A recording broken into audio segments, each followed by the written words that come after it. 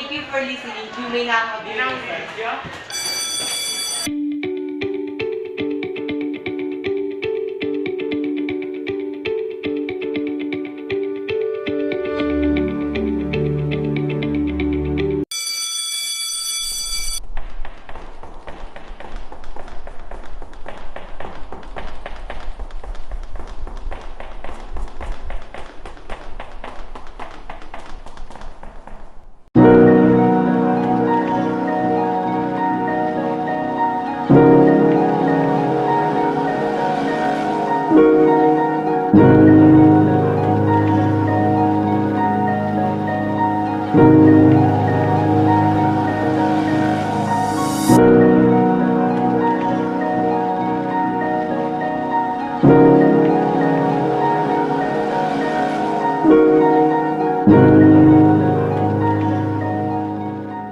Nakita ko si Hana kanina. Wala siyang baon. Kawawa naman siya. Ito, may extra pa akong pagkain dito. Ibigay na lang natin sa kanya.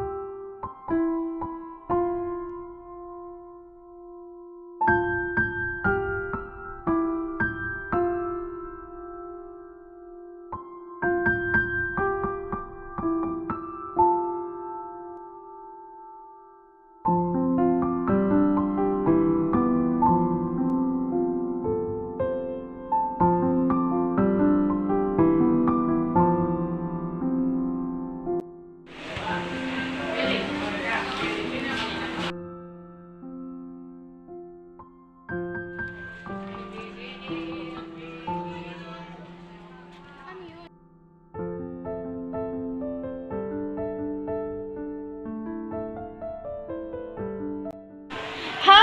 Paano meron nito dito?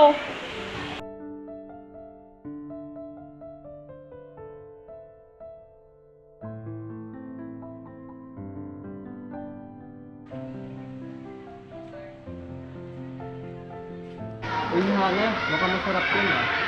Tama ka dyan. Hindi ko nga alam kung paano ito napunta dito Hindi na importante kung sino nilagay dyan. Ang importante yung nakakain. And by the way, Dutch sandwich is regular hot sandwiches, consists of hot fillings, usually meat but sometimes fish, grilled vegetables, or other hot items, between two slices of bread.